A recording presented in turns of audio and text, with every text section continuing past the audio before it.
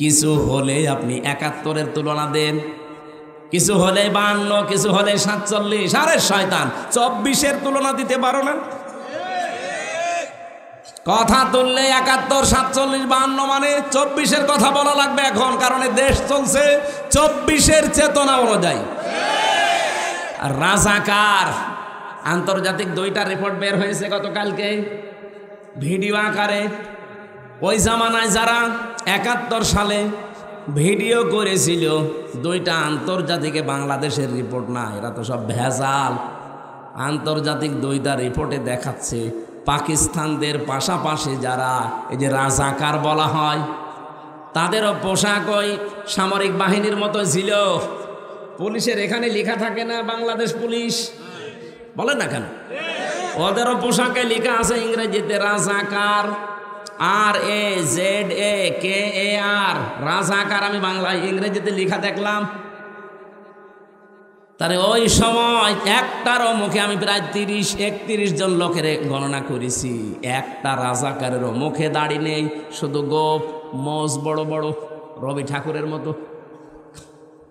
রাজাকার হলে আমার মনে হয় যাদের গোপ বড় তাদেরকে রাজাকার বলা যায়। ওই মিলিটারির পোশাক যারা পরেছিল ওদের সহকারী ছিল এরা। ওদেরকে দিয়ে যখন কাজ আর হয় না তখন এদেরকে সহকারী হিসেবে কাজে লাগায়, সাপোর্টার। তো একটারও মুখে আমি দাড়ি পেলাম না, মাথায় টুপি পেলাম না। সব মিলিটারির যে পোশাক সেই পোশাক তাদের পরানো, দাড়ি একটারও নেই, শুধু গোপ আছে, প্যান্ট শার্ট পরা।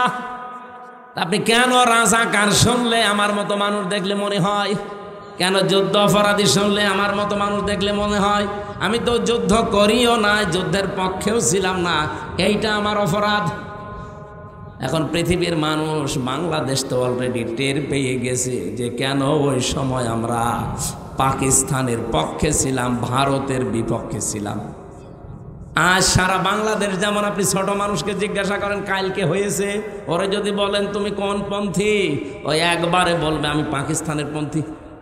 ও জীবনেও ভারতপন্থী বলবে না, কারণ ভারত আল্লাহর ঘর ভেঙে দিচ্ছে। ওই জামানায় ঠিক এই ৫৪ বছর আগে ওরাও এইটাই বুঝেছিল। আমরা ৫৪ বছর পরে যেটা টের পাচ্ছি, ওরা ওই সময় ওটা আগেই বুঝেছিল। আমরা পক্ষ নিয়ে করবো কি? এই মাতাল জাতিটা, এই পৃথিবীর নিকৃষ্ট জাতি, এই মুশরিকরা, ওরা যা সাপোর্ট করছে, ওরা যদি ৫ টাকা সাহায্য করে ১৫ টাকা খাবে। এই জন্য হয়তো চুপ ছিল, কিছু বলে নাই। আর তাদের ওপরে দোষ চাপিয়ে এতদিন পর্যন্ত কালার তো করেছেনি, আবার এখনো পর্যন্ত কালার করার চেষ্টায় আছে। কিছু হলে আপনি ৭১-এর তুলনা দেন, কিছু হলে ৫২, কিছু হলে ৪৭। আরে শয়তান, ২৪-এর তুলনা দিতে পারো না?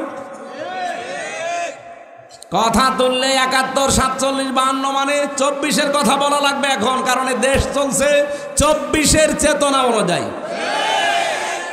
এই জন্য আগামীতে কেউ যেন আবার এরকম জুলুম করেন না। নিজে যা করেন অপরাধ, আর একজন ভালো মানুষের উপরে ঘাড়ে দোষটা চাপিয়ে নিজে ভালো সাজছে।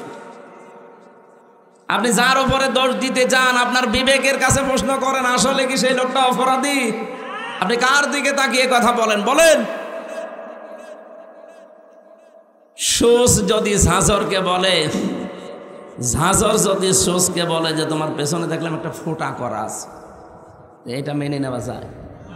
সুসের তো ফোঁটা কয়টা, আর ঝাঁঝরের? আপনারা যারা দোষ দেন আজ, আপনাদের ফোঁটা কয়টা আপনারা জানেন? আর রাজবাড়িবাসী ১৩ বছর মার খাওয়ার পরে যেহেতু শুধুমাত্র একটা অস্ত্র ছিল যে ধৈর্য, এই শেষ, আর কিছু করা যাবে না। আমরা এই ১৫ বছরে তাই পেলাম, ধৈর্য, আর কিছু নেই। ঠিক আমার মনে হয় ১৩ বছর পরে যেমন উসিনা অনুমতি দেওয়া হয়েছিল, আমাদেরও ১৫ বছর পরে এখন আমরা অনুমতি পেয়ে গেছি। যা করেছেন আর সুবহানাল্লাহ, আস্তাগফিরুল্লাহ, আলহামদুলিল্লাহ না, এখন ইটের জবাব পাথর দিয়ে দেওয়া হবে। কিছু করে দেখেন তো, হয় থাকবো না যাব। কারণ নবীজি ১৩ বছরের পর অনুমতি যদি পায়, আমরা ১৫ বছরের পর পাবা না। 15 বছর অলরেডি পার করে ফেলেছি, সুতরাং অনুমতি এবার পেয়েছি।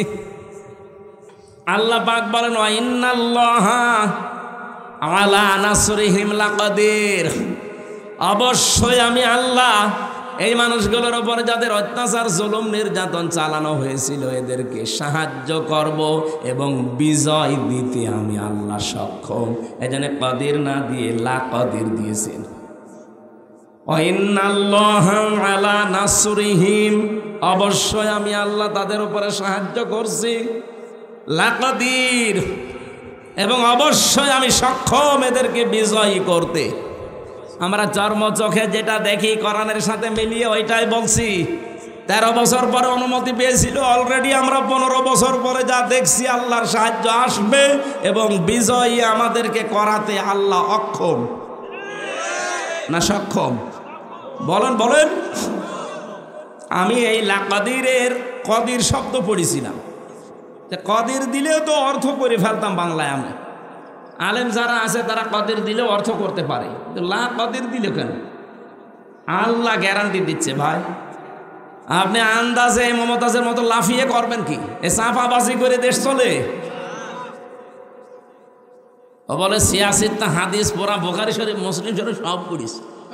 আমি অনার্স মাস্টার শেষ করলাম, আমার কামেল ছিল ফেকার উপরে, আমি হাদিসের ওপরও কামেল করেছি। এত কিছু করার পরও আমি এখনো বলতে পারি না যে আমার সব কোরআনের তাফসির সব হাদিস পড়া শেষ। আর ও মহিলা কি চাপাবাজ, সংসদে দাঁড়িয়ে বলছে আমার সব পড়া শেষ। আমার মনে হয় ওর পেটের ওপরে পাড়া দিলে ও যদি একটা আয়াত শুদ্ধ করে বলতে পারে ওকে আমি মিষ্টি খাওয়াবো,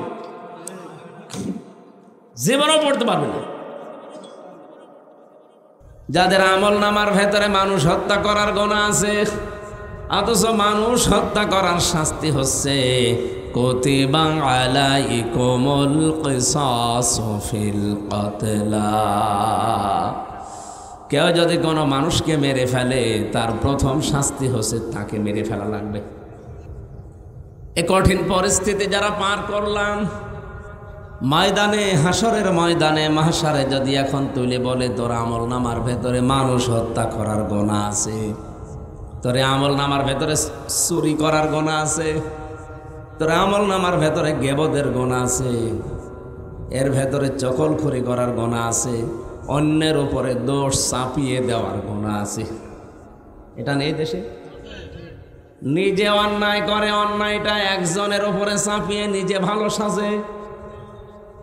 এই অপরাধ যদি বাংলাদেশে কেউ এখন করে থাকেন, যেহেতু এটা বেশি চলছে, আপনি কান খাড়া করে শোনেন, রিভাব দেন তো, আওয়াজ বাড়িয়ে রিভাব দেন।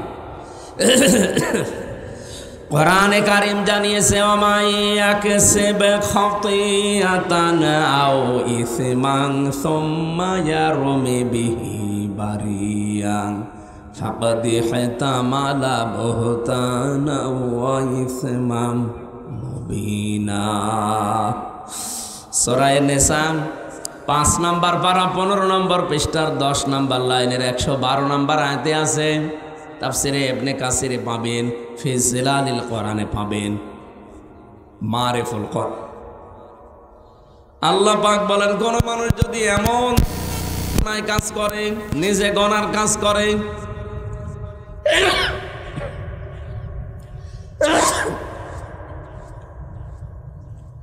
নিজে মানবতা বিরোধী কোনো কাজে আঞ্জাম দেয়, আর কাজটা যখন হয়ে যায় তখন একটা ভালো মানুষ নিরপরাধ মানুষের ওপরে দোষটা চাপিয়ে দিয়ে নিজে ভালো, নিজেকে ভালো সাজায়, মানুষের কাছে বলে যে এই কাজ আমার দ্বারা হয়নি।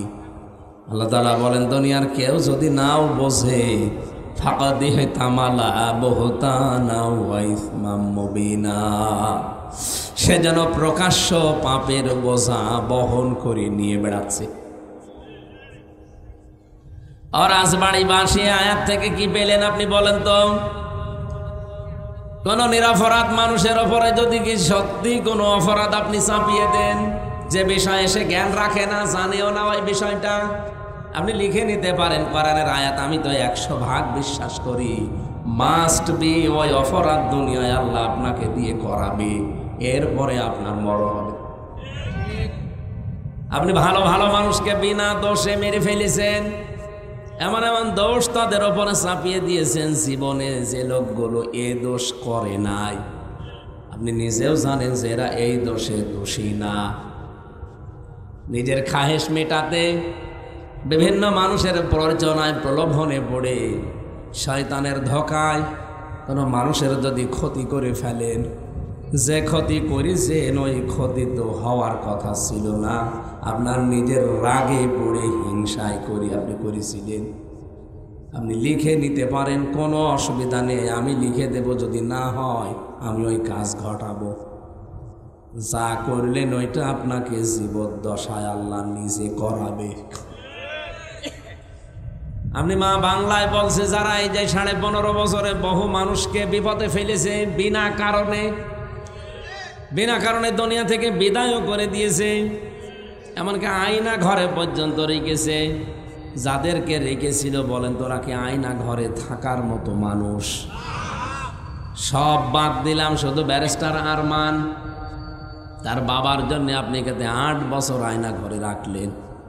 বাবা অপরাধী হলে যদি ছেলেকে অপরাধের শাস্তি দেওয়া লাগে, বলেন এই বাংলাদেশে 15.5 বছর যারা অপরাধ করেছে তাদের ছেলে মেয়েরাও তো এখন এই দেশে থাকার অধিকার রাখে না। বাবার অপরাধী যদি ছেলে অপরাধী হয় তাহলে এদেশে আপনি থাকতে পারবেন? আইন তো আপনি নিজেই বানিয়েছেন, নিজেই ধরা খাবেন। কি বলেন? এই জন্য আইন বানানোর সময় চিন্তা ভাবনা করে বানাবেন। এখনো যারা দায়িত্বে আছে, আগে তো একটা বুকের ওপরে পাথর চাপা ছিল, মনে করছেন পাথরটা মনে হয় সরিয়ে গেছে? না, আগে তো কথা বলতে দিত না, আর এখন কথা বললে শোনে না। আগে কথা বলতে দিত না আর এখন কথা বললেও শোনে না। কারণ যে কয়টা দায়িত্বে আছে অধিকাংশ গুলো এখন দেখতে পাচ্ছি আল্লাহ, রাসূল এবং মানবতার বিরুদ্ধে। আমার রাজবাড়িবাসী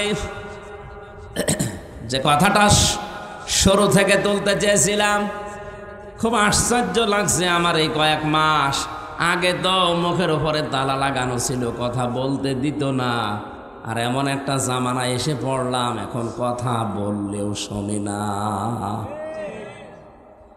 অবস্থা এই হয়ে দাঁড়ায়নি? এত কিছু বলছে জনগণ, না কারো কথায় কান দিচ্ছে না। ওই কয়েকটা হিজড়া মহিলা যা বলছে ওদেরই নাকি এই দেশ। ওরা বলছে পৃথিবী তোমার আমার, আর আমরা কি ভাড়া কি? যে কয়টায় রাস্তায় নেমেছে নিজেদের অধিকার আদায়ের জন্যে, কি অধিকার আদায় করবেন আপনি? এদেশের ছাত্র জনতা বলেছিল চেয়েছিলাম অধিকার, হয়ে গেলাম রাজাকার। ওরা উল্টিয়ে এখন ওইটা কাজে লাগাচ্ছে, যে চেয়েছিলাম হিস্সা, হয়ে গেছি বেশ্যা। আপনি তো আসলেও বেশ্যা। আপনার গোপন অঙ্গগুলো মানুষকে দেখান, আপনি একটা দাজ্জুস। ঢাকার রাজপথে যে কয়টা মিছিল করছে দেখেন, ওদের দিকে তাকালে আমার মনে হয় শয়তানও বলবে যে আউযুবিল্লাহ নাউযুবিল্লাহ আস্তাগফিরুল্লাহ। যেটা তার স্বামীকে দেখাবে সেইটা দেখাচ্ছে আমাদেরকে। হক আদায় করতেছে।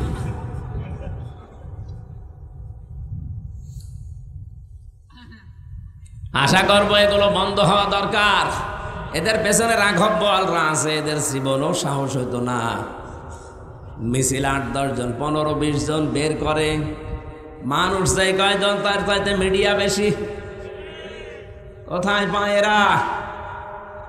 এসব ভাড়া করা বিশ্বের মোড়লদেরকে দেখাতে চায় যে আমরা নারী অধিকার আদায়ের পক্ষে। এর নাম নারীর অধিকার। আজকে ইসলামপন্থী এক মা দেখলাম বলছিল বোরকা পরে যে নিজের গোপন অঙ্গগুলো মানুষকে দেখানো যদি অধিকার হয়, এরকম অধিকার এই দেশের মুসলিম মেয়েদের দরকার নেই। যারা ওগুলো করছেন এরা এই দেশের মেয়ে না। আমি যে মিছিলটা দেখলাম সামনে শুধু 2 জন বাংলাদেশের মেয়ে লোক, বাকি অধিকাংশ কলকাতা থেকে ভাড়া করা।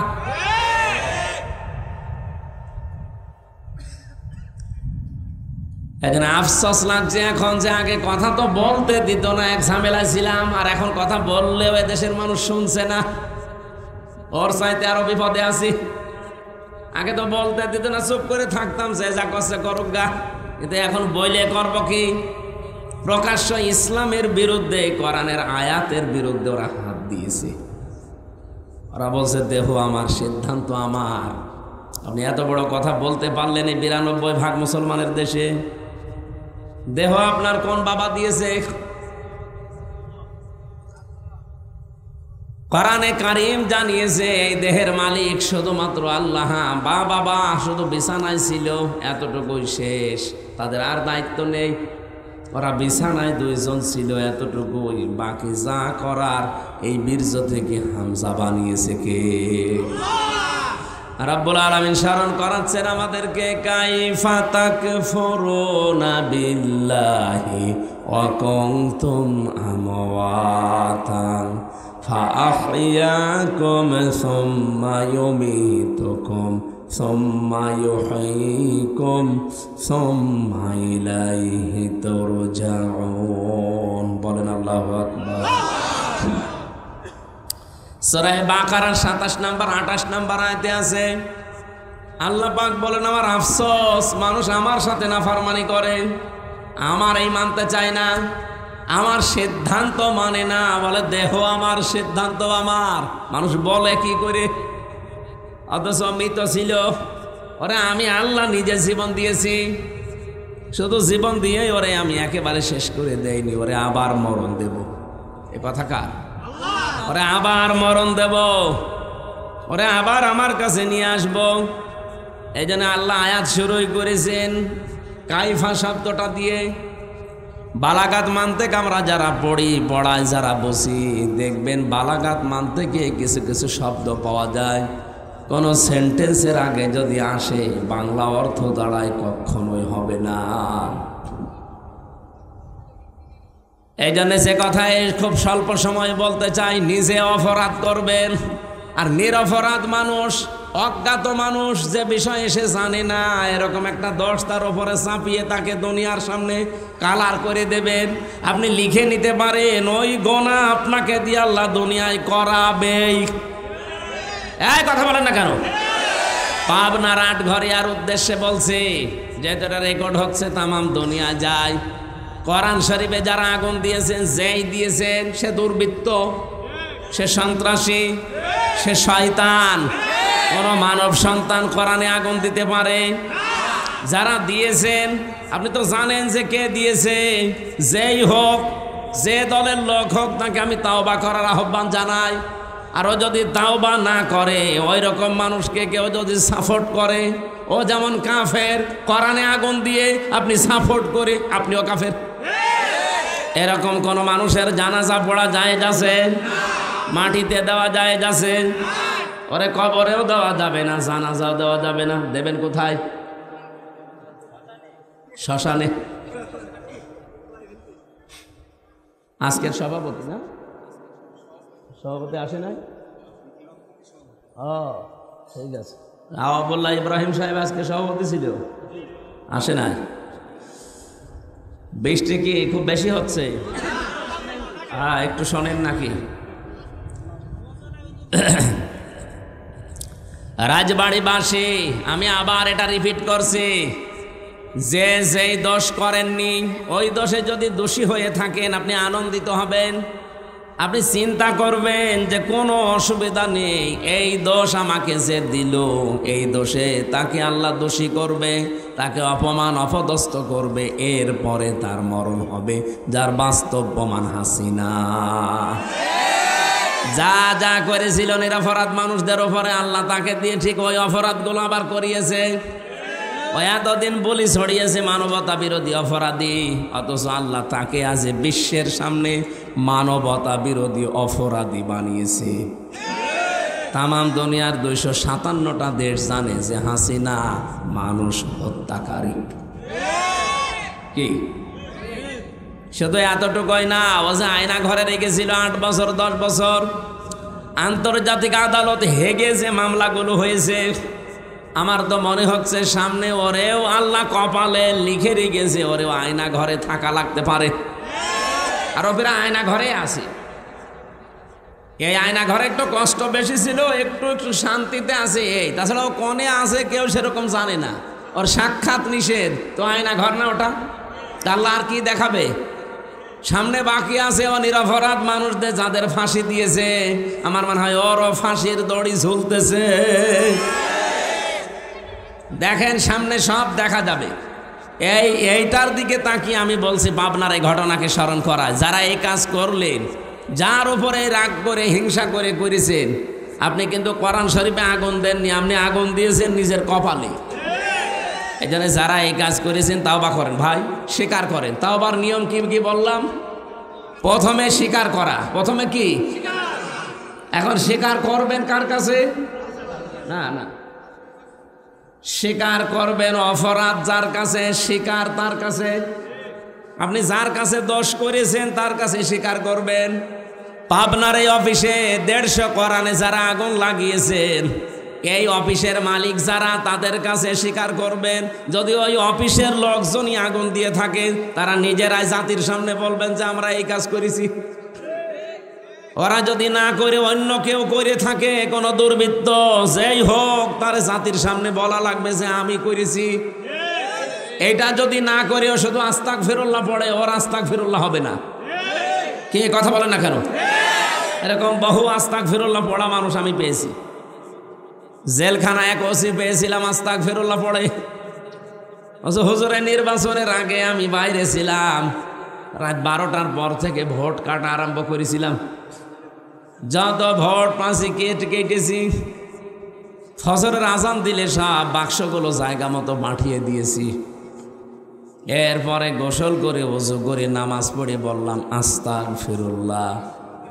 আমার এই তাও বাকি হয়েছে না, কারণ আপনি তো আল্লাহর কাছে দোষ করেননি, আপনি মানুষের অধিকার নষ্ট করেছেন। এটা হকুল্লাহ না, এটা হকুল ইবাদ। আল্লাহর হক নষ্ট করলে আল্লাহ ইচ্ছা করলে মাফও করতে পারে, শাস্তিও দিতে পারে, ওনার ইচ্ছা। কিন্তু হকুল ইবাদ, বান্দার হক যদি কেউ নষ্ট করে থাকে, ওটা আগে তার কাছে স্বীকার করা লাগবে। আর যে হক নষ্ট করেছেন, হককে ফেরত দেওয়া লাগবে। বলেন তো আপনি এই হক ফেরত দেবেন কি করে? এই ওসির 8 বছর জেল। ও জেল থেকে বের হয়ে দেখবে যে যাদের হক আমি নষ্ট করেছিলাম, অনেক ভোটার মরে গেছে। বলেন বলেন, ও তার কাছে মাপ চাবে কি করে? সে তো মরে গেছে। আপনি বলেন নিজের দিকে তাকিয়ে আর ওই ওসির দিকে তাকিয়েও কি মাপ পাবে জীবনে? মাপ পাবে কি করে? কারণ ও আল্লাহর কাছে মাপ চাইলেও তো হবে না, কারণ ও আল্লাহর কাছে দোষ করে নাই, ও দোষ করেছে ওই 3 লাখ 3.5 লাখ ভোটারের কাছে। এই 3.5 লাখ ভোটার, কত মানুষ তো 8 বছরে মরে যাবে। কি করি আপনি জেল থেকে তাদের বের হয়ে পাবেন? তার মানে আপনি কপালে আগুন লাগিয়েছেন। আমি যে তাওবারে 3টা নিয়ম এমনি এমনি বলি নাই। আমরা দেশের মানুষ অনেকেই মনে করি সবই আল্লাহর কাছে। আল্লাহর কাছে মানে অপরাধ যার কাছে, স্বীকার করবেন তার কাছে। সুতরাং পাবনায় কোরআনে আগুন যার কারণে দিয়েছেন, যে দিয়েছেন সে তো জানেন যে আমি দিয়েছি। তার উচিত হবে জনসম্মুখে এসে অথবা ওই অফিসের মালিক যারা, তাদের কাছে যে বলা যে ভাই আমি মাপ চাই, আমি অপরাধ করেছিলাম, এতগুলো কোরআন পড়িয়ে ফেলেছি, আমি আবার 150 কোরআন কিনে দেব। 1 নাম্বার। 2 নাম্বারে সে যেন রাত দিন 24 ঘন্টা অনুশোচনা করে, অনুতপ্ত হয়। 3 নাম্বারে আমি জীবনে আর এরকম কোরআন বিরোধী কোনো কাজ করব না, জীবনের মতো ফিরে আসলাম। এর নাম হচ্ছে তাওবা। এই তাওবার জন্য আল্লাহ আহ্বান জানিয়েছেন, যারা এরকম তাওবা করবে তাদের ওই ডাকাতের মতো আল্লাহ মাফ করে দেবে। ও শুধু একটু নড়াচড়া দিয়েছিল, ওর এই নড়াচড়া দেখে যদি আল্লাহ জমিনকে ভূমিকম্প দিয়ে ওর লাশকে একটা আষাঢ় দিয়ে সামনের দিকে এগিয়ে দিতে পারে। আজ আমাদের মনটা দরকার, ভেতরের অবস্থা কি এটা আপনি জানেন আর আমি নিজে জানি। সুতরাং মন পাল্টান, যার কাছে যে দোষ করেছেন, অপরাধ করেছেন, তার কাছে স্বীকার করে অনুশোচনা করেন, অনুতপ্ত হন। জীবনের মতো আমি আর এই কাজে যাব না বলে ফিরে আসেন। আশা করছি আল্লাহ আমাদের অপরাধ শুধু মাফ করবে না, মাফ করার পরে পড়া জায়গাটা নেকি দিয়ে পাল্টিয়ে দেবে। দরুদ আর সালাম পড়ে আমাদের নির্ধারিত যে আয়াত পড়লাম সূরা হজ 39, 40, 41 নম্বর আয়াত। এত আয়াত তাফসীর মাহফিল আমার পড়া হয় না, একটু বেশি হয়ে গেছে। এটা মক্কার জীবনে বিশ্বনবী 13 বছর মার খেয়েছিলেন। কত বছর? যারা মার দিয়েছিল তারা সব ছিল সন্ত্রাসী। কে? সব ছিল তারা ওই 13 বছরের সন্ত্রাসী। যারা মার খেয়েছিল এই মানুষগুলো ছিল দুর্বল, মাজলুম। আল্লাহ রাব্বুল আলামিন 13টা বছর তাদের এই জুলুম, অত্যাচার, নির্যাতন দেখার পরে অনুমতি দিলেন, উযিনা লিল্লাযীনা ইউকাতালুনা বিআন্নাহুম যুলিমু। অনুমতি দেওয়া হলো, এটা মসুলের সিগা। অনুমতি দেওয়া হলো তাদের জন্যে যাদেরকে এতদিন পর্যন্ত জুলুম, নির্যাতন, অত্যাচার, হত্যা করা হয়েছে। বিআন্নাহুম যুলিমু, কারণ তাদের উপরে জুলুম করা হয়েছিল, এই জন্য আমি অনুমতি আজকে দিলাম। এতদিন পর্যন্ত 13 বছর সাহাবায়ে কেরাম অনুমতি পাননি জিহাদ করার জন্যে, যুদ্ধ করার জন্যে, পাল্টা আক্রমণ করার জন্যে। হ্যাঁ, এতদিন তাদের যুদ্ধ, জিহাদ, পাল্টা আক্রমণ ছিল শুধুমাত্র ধৈর্য। শুধু কি? আমরা আজ 15 বছর যেটা ধরেছিলাম, যাই করুক না কেন কিছুই করার নেই। অনুমতিও পাইনি কোনো জায়গা থেকে। মায়ের খাওয়া লাগবে, জেনে শুনেই মায়ের খাওয়া লাগবে। ভালো মানুষ বাড়ি থেকে ধরে নিয়ে জেলখানায় আটক করে, আবার বাড়ি থেকে টাকা নিলে ছেড়ে দেয়। মনে আছে আমার বাবার কাছেও টাকা পায়, পাওনা টাকা নিয়ে গেল। এরকম রাজবাড়ি হয়নি?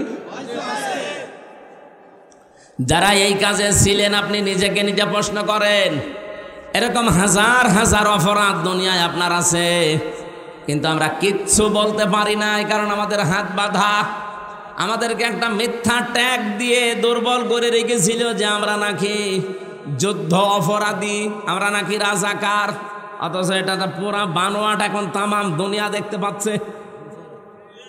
সিনেমা বানাতো, নভেল, নাটক, থিয়েটার, বই লিখত, মঞ্চস্থ করতো, নাটক পর্যন্ত, মামলা হামলা, কেস কাম, ছবি, ফটো যা দিত। একটা হুজুর মাথায় টুপি আর মুখে দাড়ি দেখলেই মানুষ মনে করতো এটা যুদ্ধ অপরাধী, এটা রাজাকার। অথচ যুদ্ধ অপরাধী বলা হয় যারা যুদ্ধ করে অন্যায়ভাবে তাদের। তো অন্যায়ভাবে যুদ্ধ করেছিল পাকিস্তানের সেনাবাহিনী, যুদ্ধ অপরাধী হলে তারা হবে। এক কথা বলেন এখানে। রাজাকার আন্তর্জাতিক 2টা রিপোর্ট বের হয়েছে গতকালকে ভিডিও আকারে। ওই জামানায় যারা 71 সালে ভিডিও করেছিল, 2টা আন্তর্জাতিকে, বাংলাদেশের রিপোর্ট না, এরা তো সব ভেজাল। আন্তর্জাতিক 2টা রিপোর্টে দেখাচ্ছে পাকিস্তানদের পাশাপাশি যারা এই যে রাজাকার বলা হয়, তাদেরও পোশাক ওই সামরিক বাহিনীর মতো ছিল। পুলিশের এখানে লেখা থাকে না বাংলাদেশ পুলিশ, বলেন না কেন? ওদেরও পোশাকে লেখা আছে ইংরেজিতে রাজাকার, RAZAKAR, রাজাকার। আমি বাংলায় ইংরেজিতে লেখা দেখলাম। তারে ওই সময় একটারও মুখে, আমি প্রায় 30-31 জন লোকের গণনা করেছি, একটা রাজাকারেরও মুখে দাড়ি নেই, শুধু গোপ, মোজ বড় বড়, রবি ঠাকুরের মতো। রাজাকার হলে আমার মনে হয় যাদের গোপ বড় তাদেরকে রাজাকার বলা যায়। ওই মিলিটারির পোশাক যারা পরেছিল ওদের সহকারী ছিল এরা। ওদেরকে দিয়ে যখন কাজ আর হয় না তখন এদেরকে সহকারী হিসেবে কাজে লাগায়, সাপোর্টার। তো একটারও মুখে আমি দাড়ি পেলাম না, মাথায় টুপি পেলাম না। সব মিলিটারির যে পোশাক সেই পোশাক তাদের পরানো, দাড়ি একটারও নেই, শুধু গোপ আছে, প্যান্ট শার্ট পরা। আপনি কেন রাজাকার শুনলে আমার মতো মানুষ দেখলে মনে হয়? কেন যুদ্ধ অপরাধী শুনলে আমার মতো মানুষ দেখলে মনে হয়? আমি তো যুদ্ধ করিও না, যুদ্ধের পক্ষেও ছিলাম না, এইটা আমার অপরাধ। এখন পৃথিবীর মানুষ, বাংলাদেশ তো অলরেডি টের পেয়ে গেছে যে কেন ওই সময় আমরা পাকিস্তানের পক্ষে ছিলাম, ভারতের বিপক্ষে ছিলাম। আজ সারা বাংলাদেশ যেমন আপনি ছোট মানুষকে জিজ্ঞাসা করেন কালকে হয়েছে, ওরে যদি বলেন তুমি কোন পন্থী, ওই একবারে বলবে আমি পাকিস্তানের পন্থী। ও জীবনেও ভারতপন্থী বলবে না, কারণ ভারত আল্লাহর ঘর ভেঙে দিচ্ছে। ওই জামানায় ঠিক এই 54 বছর আগে ওরাও এইটাই বুঝেছিল। আমরা 54 বছর পরে যেটা টের পাচ্ছি, ওরা ওই সময় ওটা আগেই বুঝেছিল। আমরা পক্ষ নিয়ে করব কি? এই মাতাল জাতিটা, এই পৃথিবীর নিকৃষ্ট জাতি, এই মুশরিকরা, ওরা যা সাপোর্ট করছে, ওরা যদি 5 টাকা সাহায্য করে 15 টাকা খাবে। এই জন্য হয়তো চুপ ছিল, কিছু বলে নাই। আর তাদের উপরে দোষ চাপিয়ে এতদিন পর্যন্ত কালার তো করেছেনি, আবার এখনো পর্যন্ত কালার করার চেষ্টায় আছে। কিছু হলে আপনি 71-এর তুলনা দেন, কিছু হলে 52, কিছু হলে 47। আরে শয়তান, 24-এর তুলনা দিতে পারো না? কথা তুললে 71, 47, 52 মানে 24-এর কথা বলা লাগবে এখন, কারণ দেশ চলছে 24-এর চেতনা অনুযায়ী। জুলাই ঘোষণাপত্র বের হবে 36শে জুলাই, তখন এমনি যে সংবিধান চলছে এটা বাতিল হয়ে যাবে, ওই সংবিধান থেকে দেশ চলবে। এখন যে চোপ্পমিয়া আছে, চোপ্পমিয়া অটোমেটিক বাতিল হয়ে যাবে, কারণ ওই সংবিধান থেকে তাকে রাষ্ট্রপতি বানানো, ওইটাই তখন থাকবে না। জুলাইয়ের চেতনা দেখে যে জুলাই ঘোষণাপত্র পাঠ হবে 10 তারিখে জুনে, ওইটা থেকে দেশ চলবে। চুপ্পু শেষ। বাকি যারা এতদিন আশায় বুক বেঁধেছিল যা পা চট করে আসবে আর ফট করে ধরবো, এগুলোও শেষ। আপনি যে থরে থরে সাজিয়ে চিন্তা ভাবনা করেছিলেন যে যাই হোক এ দেশের লোক তো আর এই ফ্যাসিস্ট, এই সন্ত্রাসী, এই স্বৈরাচারদের মানে না, কি করা যায়? নরমাল যারা হালকা পাতলা আছে তাদেরকে দিয়ে নতুন দল গঠন করে আবার দেশে চালিয়ে দেব, সেইটা আবার হইল না। এ আব্দুল হামিদ, এই অ্যাডভোকেট আব্দুল হামিদ রাষ্ট্রপতি, এর সভাপতি, আর ওইদিকে নারায়ণগঞ্জের সেলিনা হায়াত আইভি, এর সেক্রেটারি। এই দিয়ে চেষ্টা চালাচ্ছিল সামনে যে এদেরকে 2 জনকে দিয়ে আমরা চেষ্টা করব যে দেশে আবার আওয়ামী লীগ যেন না, সেটা তো অলরেডি নিষিদ্ধ হয়ে গেছে। একজন পালিয়েছে আর একজন ছেলে এখন মার্ডার মামলার আসামি। সব ভিডিও ফুটেজ আছে। স্বরাষ্ট্রমন্ত্রী আসাদুজ্জামান কামালের সাথে ওই সময় পুলিশের আইজিপি যে ছিল আব্দুল্লাহ মামুন, তার সাথে ভিডিও কি কি কথা হচ্ছে একেবারে দাঁড়িয়ে প্রমাণ হাতে নাতে। আপনি যাবেন কোথায়? আর বাকি 3 নাম্বার স্থলে ছিল সাবের হোসেন চৌধুরী, আর আরেকজন ছিল ওদিকে কক্সবাজারের। এই 2 জনকে দিয়ে মনে করেছিল 3 নাম্বার স্তরে এদেরকে দিয়ে সাজাবো, সেইটাও গুড়ে বালি। সে সাবের হোসেন চৌধুরীও নেই, আর এই কক্সবাজারে সে বাটা জাফরও এখন জেলে। তাহলে 1, 2, 3 স্তরে স্তরে সব শেষ। আপনি এখন যাবেন কোথায়? যাবেন কোথায় মানে জালেমরা যা করেছে তার পরিণতি ভোগ করা লাগবে না? এই জন্য আগামীতে কেউ যেন আবার এরকম জুলুম করেন না। নিজে যা করেন অপরাধ, আর একজন ভালো মানুষের উপরে ঘাড়ে দোষটা চাপিয়ে নিজে ভালো সাজছে। আপনি যার উপরে দোষ দিতে চান, আপনার বিবেকের কাছে প্রশ্ন করেন, আসলে কি সেই লোকটা অপরাধী? আপনি কার দিকে তাকিয়ে কথা বলেন? বলেন। সুস যদি ঝাঁঝরকে বলে, ঝাঁঝর যদি সুসকে বলে যে তোমার পেছনে দেখলাম একটা ফোঁটা করা আছে, এটা মেনে নেওয়া যায়? সুসের তো ফোঁটা কয়টা, আর ঝাঁঝরের? আপনারা যারা দোষ দেন আজ, আপনাদের ফোঁটা কয়টা আপনারা জানেন?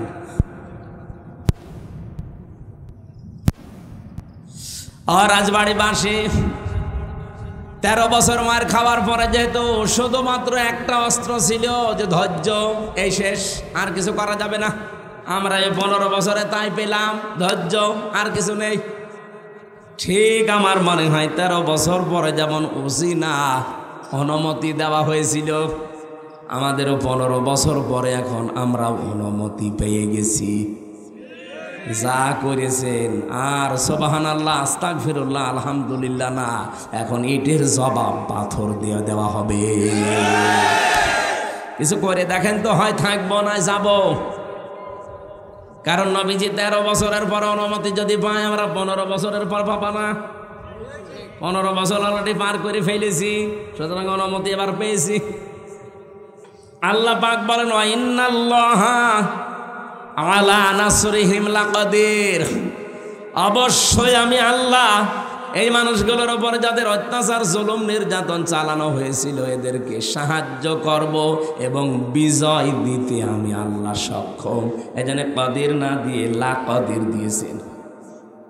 ওয়া ইন্নাল্লাহা আলা নাসরিহিম, অবশ্যই আমি আল্লাহ তাদের উপরে সাহায্য করছি, লাকাদির, এবং অবশ্যই আমি সক্ষম এদেরকে বিজয়ী করতে। আমরা চর্ম চোখে যেটা দেখি কোরআনের সাথে মিলিয়ে ওইটাই বলছি। 13 বছর পরে অনুমতি পেয়েছিল, অলরেডি আমরা 15 বছর পরে যা দেখছি আল্লাহর সাহায্য আসবে এবং বিজয়ী আমাদেরকে করাতে আল্লাহ অক্ষম না সক্ষম? বলেন বলেন।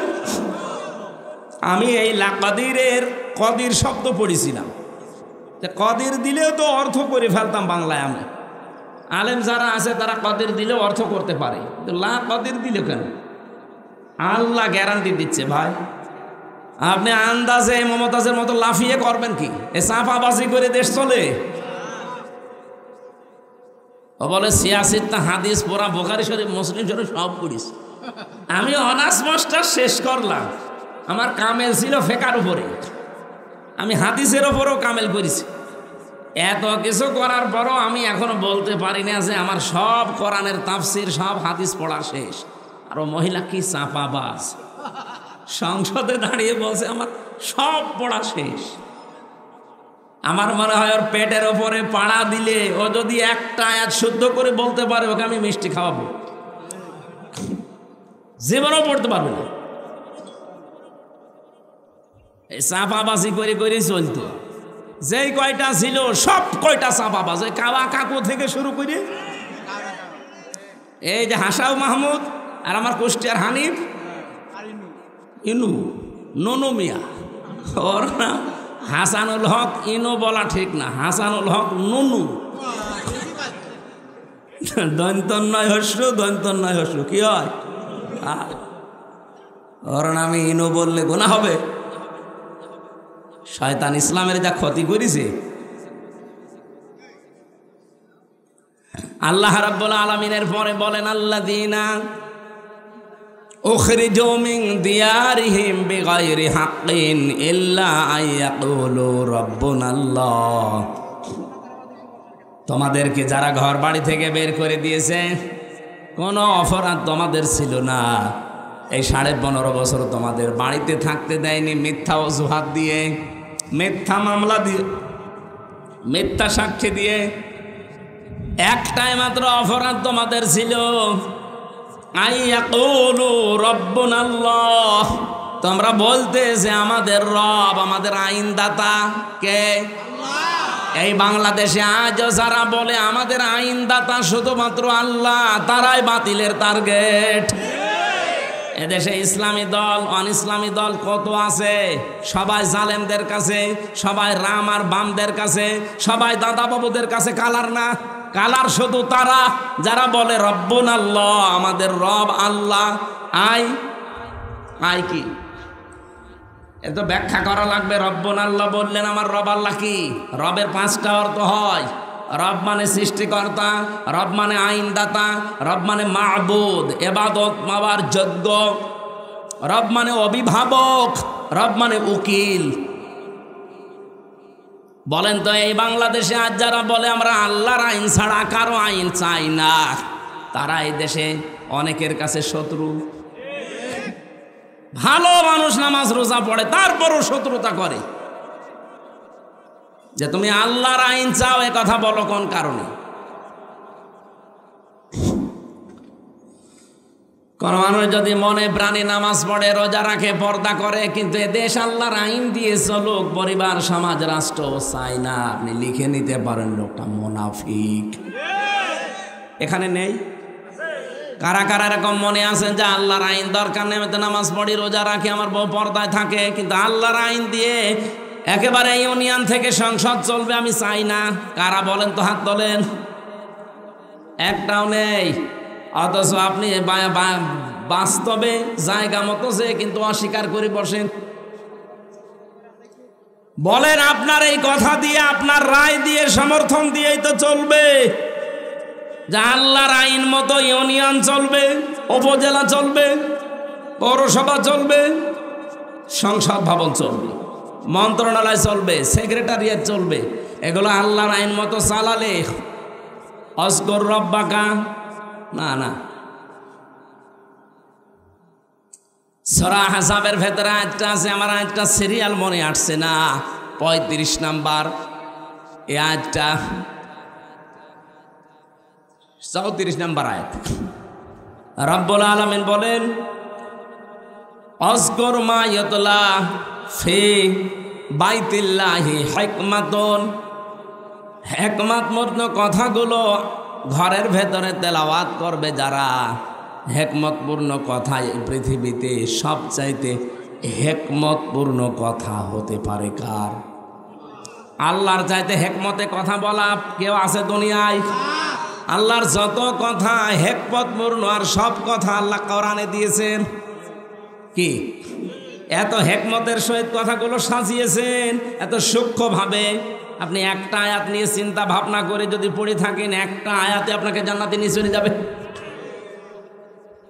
আল্লাহ বলেন যত রকমের ঘর আছে, ফি বুয়ুতিন, যত রকমের ঘর আছে, সব ঘরের ভেতরে আমি আল্লাহর মা ইউতলা আলাইকুম, তাদের উপরে তারা যেন তেলাওয়াত করে আমি আল্লাহর আয়াতগুলো, ফি আয়াতিল্লাহ।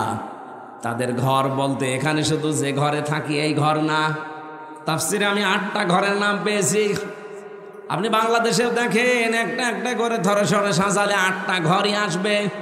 নিচের ঘর, ইউনিয়নের যে ঘর আছে, যেখানে তো ইউনিয়নবাসী তাদের কথাবার্তা নিয়ে সেখানে উপস্থাপন করে, ইউনিয়ন পরিষদে ঘর আছে না? এরপরে আপনি উপজেলা পরিষদে ঘর পাবেন, এরপরে আদালতে ঘর পাবেন জেলা শহরে। আদালতের ঘর আবার 2টা জেলায়, একটা হচ্ছে ম্যাজিস্ট্রেট কোর্ট আর একটা জজ কোর্ট। ম্যাজিস্ট্রেট কোর্টের জন্য আলাদা ঘর নেই, জজ কোর্টের জন্যে। কথা বোঝেন আমার? আপনি নিজের ব্যক্তিগত ঘর, ইউনিয়নের ঘর, উপজেলার ঘর, আদালতের ঘর। আদালতে তো 2 প্রকার বললাম। এরপর পৌরসভার ঘর, এরপরে মন্ত্রণালয়ের ঘর। প্রত্যেকটা মন্ত্রীর আলাদা আলাদা বিভাগ আছে, ঘর আছে। এরপরে সর্বোচ্চ ঘরের নাম হচ্ছে সংসদ। এটাও ঘর না? এই 8টা ঘরে যদি আল্লাহর আয়াতগুলো তেলাওয়াত হতো সকাল সন্ধ্যা, আর ওই আয়াতের ওপরে যদি মেসেজ করি আমরা চলতে পারতাম, এই বাংলাদেশটাও মিনি জান্নাত হয়ে যেত। আল্লাহ পাক এইটা জানিয়েছেন, আলাউলা দাফউল্লাহিন নাসা বিবাযিহিম বাযিন লাহুদ্দিমাতি সাওয়ামিউ ওয়া বিয়াউ ওয়া সালাওয়াতু ওয়া মাসাজিদু ইযকারু ফিহা ইসমুল্লাহি কাসীরা। এখানে বাংলা অর্থ শুনলে আপনি মনে করবেন আয়াত ভুল, আমিও মনে করেছিলাম, কিন্তু স্পেশাল কিছু অর্থ এখান থেকে বের করা লাগবে। ওয়ালাউলা দাফউল্লাহ, আল্লাহ যদি নিজে দাফা না করতেন, দাফা মানে প্রতিহত করা, ধ্বংস করা না, প্রতিহত করা, বাধার সৃষ্টি করা অথবা প্রতিবন্ধকতা সৃষ্টি করা, এরকম অর্থ হয় দাফা লাহুদ্দিমাতের। তাহলে ধ্বংস হয়ে যেত, শেষ হয়ে যেত, আল্লাহ যদি নিজে এটাকে প্রতিহত না করতেন। আল্লাহ যদি ভালো দিয়ে মন্দকে চাপা না দিতেন, অথবা ভালো দিয়ে মন্দের উপরে বিজয় না করতেন। 1 নম্বরের নাম দিয়েছিল মানুষের ভেতরে একে অন্যের দ্বারা যদি আমার আল্লাহ দাফা করে না রাখতেন, দমন করে না রাখতেন, নিচু করে না রাখতেন, দাবিয়ে না রাখতেন, কি হতো জানো? লাহুদ্দিমাত সাওয়ামিউ, সওমায়ের বহুবচন সাওয়ামি। এটা সংসার বিরাগী যারা এই বাংলাদেশে লালনের ফকিরের মাজারে যারা থাকে, চট্টগ্রামের মাছ ভান্ডারের মাজারে যারা পড়ে আছে, 8 রশির মাজারে যারা পড়ে আছে, মাজার কেন্দ্রিক জীবনযাপন যাদের, এরা আমরা মনে করি এরা সংসার বিরাগী, সংসার ত্যাগী। আল্লাহ বলেন এরা যেভাবে আল্লাহকে ডাকাডাকি করে, হ্যাঁ ওদের পদ্ধতি ভুল হতে পারে, ডাকে তো। ওরা যেখানে বসে বসে ডাকে, আপনি লালনের মাজারে যান, যখন ওদের অনুষ্ঠান চলে, চুল একবার সামনে যায় একবার পেছনে যায়, কি জিকির! যদিও আল্লাহর নামের সাথে অন্য কাউকে ডেকে তারা শিরিক করে ফেলে, কিন্তু জিকির তো করছে। যার জিকির করুক, জিকির তো করছে সওয়াবের নিয়তেই, ভালোর নিয়তেই। আল্লাহ বলেন আমি এই সংসার বিরাগীদের ইবাদত খানা ওয়া বিয়াউন, বিউনের বহু বচন বিয়াউন, এটার বাংলা অর্থ গির্জা। গির্জার সমূহ রাখতাম না। সলাওয়াতুন, খ্রিস্টানদের যে সমস্ত উপাসনালয় আছে ওই সমস্তগুলো রাখতাম না। মাসাজিদ, আল্লাহর ঘর, মসজিদের বহু বচন মসজিদ, মাসাজিদ, মসজিদও থাকতো না। ইজকারু ফিহা ইসমুল্লাহি কাসীরা, যেখানে আল্লাহর উচ্চারণগুলো বেশি বেশি হয়, আল্লাহর নামের উচ্চারণ যেখানে বেশি বেশি করা হয়ে থাকে, ওই জায়গাগুলো ঠিক থাকতো না, নষ্ট হয়ে যেত, ধ্বংস হয়ে যেত। যদি আল্লাহ এক পক্ষ থেকে আর এক পক্ষকে দাফন করে না দিতেন, দমিয়ে না রাখতেন, নিচু করে না রাখতেন। এর বাংলা অর্থ হচ্ছে যদি আল্লাহ ভালোর দ্বারা মন্দকে মাঝে মাঝে আঘাত না দিতেন, তাহলে এই উপাসনালয়গুলো একটাও ঠিক থাকতো না। এই জন্যে মাঝে মাঝে আল্লাহ পৃথিবীকে গরম করে দেয়। আপনি তামাম দুনিয়ার দিকে এই সিস্টেমটাই পাবেন। অলায়াং সুরান্নাল্লাহু মায়াং সরু, লামে তাকিদ নুনে সাকিলা, দুইটা গ্যারান্টি আছে আয়াতে। এই পৃথিবীতে কেউ যদি আল্লাহ পাককে সাহায্য করে, মাস্ট বি সে যেন নিজেকে সাহায্য করলো। মাইয়াং সুরু হু, এহুর মারসা, তার নিজের দিকে। কেউ যদি আল্লাহকে সাহায্য করে, সে যেন নিজেকে সাহায্য করলো। প্রশ্ন আসতে পারে আল্লাহকে পাবো কোথায়? আল্লাহ রাব্বুল আলামিন এই পৃথিবীর সৃষ্টি জগতের ভেতরেই মিশে আছেন। এই জন্য কিয়ামতের ময়দানে আল্লাহ মানুষকে ডাক দিয়ে বলবে আমি ক্ষুধার্ত ছিলাম, আমাকে খাবার দাওনি। লোকজন বলবে আল্লাহ তুমি ক্ষুধার্ত হও কি করে, কি করে খাবার দেব তোমারে? রব্বুল আলামিন বলেন গরিব মানুষ তোমার পাশে গিয়ে খাবার চেয়েছিল, ক্ষুধার্ত, তাকে যদি খাবার দিতে ওটা আমাকেই দেওয়া হতো। এই জন্য আল্লাহকে সাহায্য করা নিজেকে সাহায্যের নামান্তর। এই পৃথিবীতে আজ ক্ষুধা মুক্ত, দারিদ্র মুক্ত এরকম সমাজ, এরকম রাষ্ট্র উপহার দেওয়ার জন্য কাজ করা লাগবে। আজ বাংলাদেশে ক্ষুধা এবং দারিদ্র মুক্ত করার জন্য সবচাইতে বড় বাধা হচ্ছে দুর্নীতি। এক কথা বলছেন, এ দেশটা ক্ষুধা এবং দারিদ্র মুক্ত করা সম্ভব যদি শুধুমাত্র দুর্নীতি না হয়। আপনি একটু ভাবতে, একটা শুধু পয়েন্ট বলছি, ভাবতে পারেন। আমি বঙ্গবন্ধু টানেল দিয়ে আসছিলাম, 100 বছরের জন্য টানেলটা বানানো চট্টগ্রামে, মাটির নিচে, পানির নিচ দিয়ে বানানো, সাগরের নিচে, ওর নিচ দিয়ে ওই উপরে হচ্ছে বাঁশখালী, আনোয়ারা থানা, ওদিকে কক্সবাজার চলে গেল, আর এদিকে চট্টগ্রাম এয়ারপোর্ট। আমি নিচ দিয়ে যাবার সময় দেখছিলাম 100 বছরের টার্গেট নিয়ে যেটা বানানো, অলরেডি 1.5 বছরের ভেতরে নিচ দিয়ে ফেটে পানি উঠতেছে। এর জন্য যত বাজেট হয়েছিল, সব টাকাগুলো যদি এই জায়গায় কাজে লাগাতো, 1.5 বছরে না 100 বছরের ভেতরে পানি ওঠা সম্ভব ছিল না। এই যে পাবনার উপরে যে ব্রিজটা বানানো দেখেছেন না, পাকশির ব্রিজ, কি দেখেছেন? হার্ড, এটা কোন থানা? রাজবাড়ি, পাংশা। আর ওইটা হচ্ছে কুষ্টিয়া। আর ভেড়া মারার পাশে ওই যে খুকসা, কি পাংশা, পাকশি, পাকশি। ওটা 100 বছর টার্গেট নিয়ে বানানো ছিল ওই সেতুটা, ওই লোহার সেতু। মাঝে মাঝে ওর পাশে দাঁড়ালে আমার মনে হয় লোহা আছে কত। 100 বছরের টার্গেট নিয়ে বানানি, অলরেডি 100 বছর পার হয়ে গেছে, কিছুই হয়নি। তার মানে যেভাবে বানানোর দরকার, যা বাজেট ছিল, পুরাটা খরচ করে বানিয়েছিল, এই জন্য টিকে আছে জিনিসটা। আমি একটা গল্প শুনেছিলাম, আমার দাদার এক চাচাতো ভাই ছিল মাথা খারাপ। ও আমার দাদার কাছে বলছে, ভাই আমি পাকশির ব্রিজ দেখতে গিয়েছিলাম, মনে হচ্ছে 100 কেজি লোহায় আছে। কত কেজি? তার মানে ও 100-র উপর আর গুনতে পারে না। এই জন্য বলছে যে ব্রিজ দেখে আসলাম, মনে হচ্ছে 100 কেজি লোহায় আছে। ওখানে 100 কেজি?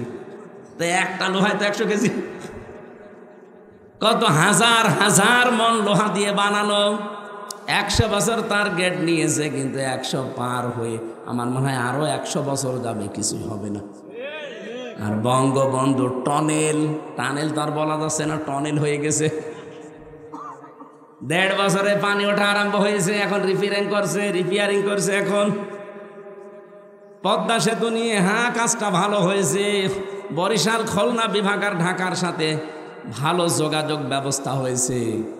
এখন সব রিপোর্ট পাওয়া যাচ্ছে এই সেতুটা যেই টাকা দিয়ে বানানো হয়েছে, ওই টাকা দিয়ে 4টা সেতু বানানো যায়। একটা সেতুর টাকা নাই শেষ, এখনো 3টা টেকুর সেতুর টাকা কই? সব আল্লাহর ওলিরা পাঠিয়েছে বিদেশে।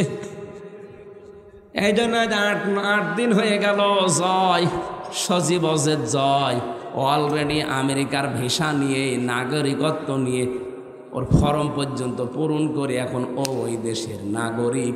এই দেশে আর ওর না আসলেও চলবে। আমি মালয়েশিয়া ছিলাম কিছুদিন আগে, সিঙ্গাপুরে। মালয়েশিয়াতে যে দোকানে গিয়েছিলাম, 4টা লোক কাজ করে এক দোকানে। এক লোক থাইল্যান্ডে বাড়ি, বাংলাদেশের যশোরের একজন আছে, পাকিস্তানের একজন, আর ভারতের 2 জন। এই লোকগুলো ওখানে কাজ করছে। প্রত্যেকে তার নিজের দেশ থেকে ভিসা পাসপোর্ট করে গেছে। আমাদের দেশ থেকে যে গেছে যশোর থেকে, তার 8.5 লাখ টাকা খরচ। মাসে ইনকাম তার 1.5 লাখ টাকা মাসে, মনে করেন 1.5 লাখ। ও আর একটু বেশি বলেছিল, আমি 1.5 লাখই ধরলাম। ওর পাশের চেয়ারে বসে বসে, যে দর্জির কাজ করে, কাপড় চোপড় সেলাই করে, ওর পাশে যে আছে সে, তার বাড়ি হচ্ছে পাকিস্তানে। তার খরচ হয়েছে 2,20,000 টাকা। তারও ইনকাম মাসে ওই 1.5 লাখ। এর পাশে দেখলাম 2 জন সেলাই করছে, তাদেরও মাসে 1.5 লাখ টাকা। তাদের খরচ হয়েছে 1,20,000। এর পাশে একজন থাইল্যান্ডের আছে, সেও কাজ করছে, তার খরচ হয়েছে আসতে 30,000 টাকা বাংলাদেশের টাকায়। পাশের রাষ্ট্র তো। 30,000 টাকা খরচ, ইনকাম হচ্ছে 1.5 লাখ।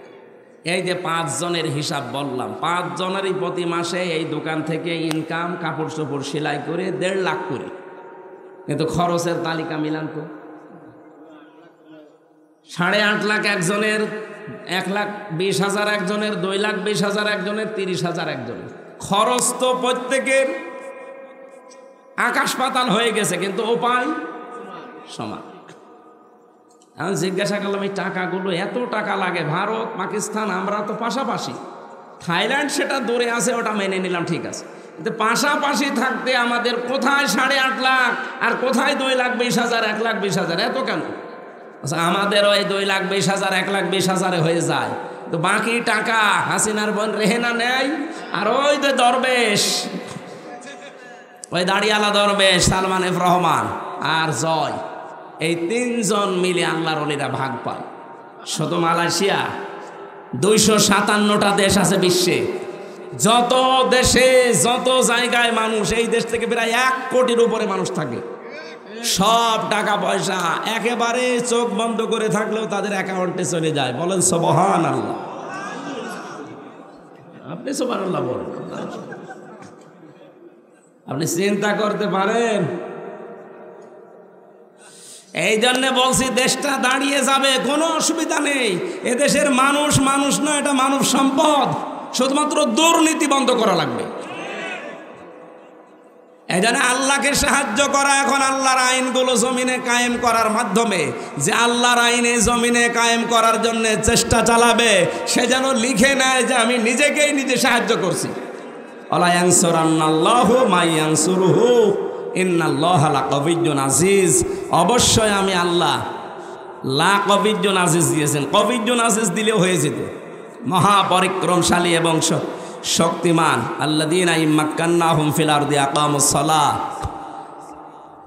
বৃষ্টির জ্বরে চলছে নাকি?